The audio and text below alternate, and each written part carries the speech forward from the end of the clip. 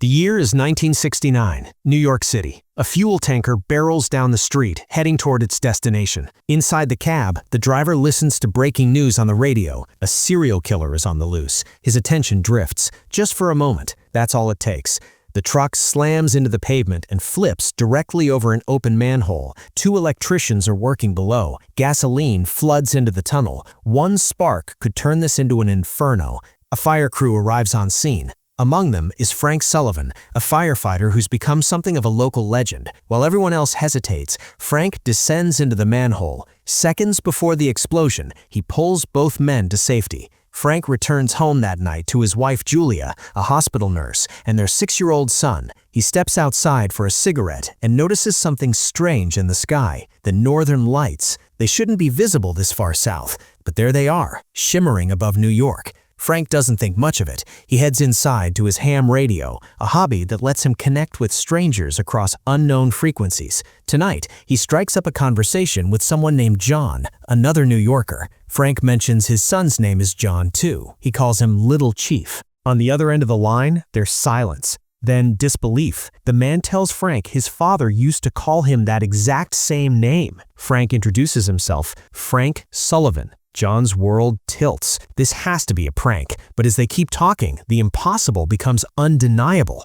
This isn't a stranger, it's his father. Somehow, their radios have bridged a 30-year gap in time. Both men are struggling to process this when Frank's cigarette slips from his hand and burns the table. He quickly puts it out. 3 decades in the future, John watches as the same burn mark appears on his table. The connection is real. What happens in Frank's timeline directly affects John's. John's voice turns urgent. Tomorrow, there's going to be a warehouse fire, and Frank is going to die in it. Frank goes quiet. John tells him exactly how it happens. When the fire crew arrives, Frank is going to try to exit through a window. Don't. Use the secondary exit instead. Frank shuts off the radio. He doesn't want to hear anymore. The next day, it all unfolds exactly as John described. A warehouse engulfed in flames. Frank and his team respond. A woman runs toward them, screaming that her daughter is trapped inside. Frank doesn't hesitate. He rushes in, finds the girl, and carries her toward the window. His team is working to get a ladder in position, but the mechanism fails. That's when John's warning echoes in his mind. Frank pivots. He finds another way out through a ventilation shaft and emerges with the girl in his arms. Across time, John is sitting in a bar with friends when memories begin flooding his mind. Memories that never existed before. Moments with his father that he never experienced. He drops his glass. My dad didn't die in that fire. His friends exchange confused glances. We know he died of cancer 10 years ago. John's face breaks into a smile. His father listened. His father survived. That night, Frank tries desperately to reconnect on the radio. Nothing but static. When John arrives home, everything is changed. The newspaper clipping about Frank's death now reads, "Firefighter saves child from blaze." On the table, scrawled in fresh ink, "I'm alive, little chief." The connection comes back. They talk for hours. John tells Frank about the future, and when he notices Frank lighting another cigarette, he makes a request. Please, quit smoking. The next morning, Frank visits Julia at the hospital. She's treating a patient when Frank arrives. Her junior colleague is about to administer the wrong medication. Julia catches it just in time and saves the patient's life. That night, John wakes from a nightmare, a funeral, a child crying in the corner, clutching his mother's locket. Panicked, he calls his mother. A stranger answers. He tries again. Same voice. Something's wrong. He goes to see his girlfriend, Samantha. She doesn't recognize him. At the police station, his partner, Satch, normally friendly, treats him like dirt. Satch hands him a case file. A body was found at a construction site. The victim was a nurse named Mary Finley, the first victim of a serial killer known as the Nightingale. 30 years ago, the Nightingale targeted nurses. He killed 3 women, then vanished. But according to this file, he killed 10. John's blood runs cold when he sees the victim list. His mother's name is there. He rushes home. The family photos have changed. Julia is gone from every single one. By saving Frank, John altered the past, and now his mother is dead. John contacts Frank immediately. He explains what's happened. On October 22nd, the Nightingale will murder Julia. They have to stop him. Frank asks if he did something that shouldn't have happened. John presses him. Frank admits he visited the hospital. Julia was treating a patient. That's it. That's the change. John realizes the patient Julia saved was the Nightingale himself. In the original timeline, Frank would have died in the fire. Julia, distracted by the news, would have left her post. Her junior colleague would have given the patient the wrong medication. The Nightingale would have died that day. But now he's alive and killing. Frank swears he'll protect Julia, but John stops him. The Nightingale doesn't just kill Julia, he kills 2 nurses before her, 4 after. 7 lives destroyed because of their mistake. John knows who the Nightingale will target next. Frank needs to follow her, watch her, and when the killer makes his move, call the police.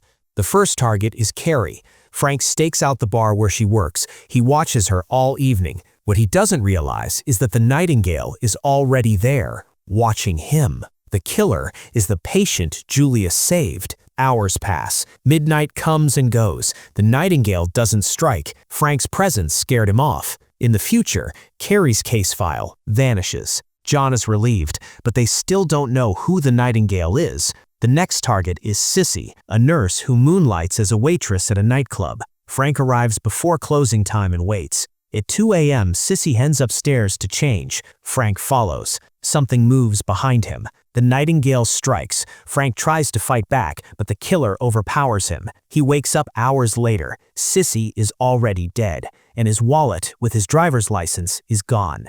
The Nightingale knows who he is now. He knows where Frank lives. Julia and young John are in danger. Frank tells John what happened. They're both running out of time. Then John has an idea. If the Nightingale touched the wallet, his fingerprints are on it. Frank hides the wallet in a plastic bag inside a drawer near the window, somewhere no one will find it for 30 years. In the present, John retrieves it. He takes the fingerprints to the station and runs them through the system. The results shock everyone. Jack Shepard, a retired police officer. John tracks him down. The man is living a quiet, comfortable life. No one suspects a thing. John returns home and tells Frank everything. He advises him to call the FBI from a payphone, report Jack as the Nightingale, tell them he keeps trophies from his victims. But before Frank can make the call, Officer Satch arrives at his door. Witnesses saw Frank near Sissy's body. The Nightingale planted Frank's driver's license at the scene. Satch thinks Frank is the killer. Frank is arrested. In the struggle, his radio falls and shatters. In the future, John's radio goes dead. The connection is severed. At the station, Frank tries to explain. He tells Satch about Jack, about the Nightingale. He even predicts the outcome of today's baseball game, information John gave him from the future. Satch doesn't believe him. He walks away in disgust. Julia arrives, desperate to see her husband. Satch refuses. He tells her Frank is a serial killer. Inside the holding cell, the Nightingale appears. He aims a gun at Frank through the bars. He's about to pull the trigger when another officer walks in. The Nightingale leaves, but he'll be back. Frank spots an exposed electrical wire. He wraps it around the metal bars and waits. Outside, Satch is talking to Julia when he glances at the television, the baseball game. Every single prediction Frank made is coming true. Satch's expression changes. He rushes toward the holding area. The Nightingale returns. The moment he touches the cell door, electricity surges through his body. He collapses. Frank grabs the killer's driver's license and triggers the fire alarm. Water floods the station. In the chaos, Frank escapes.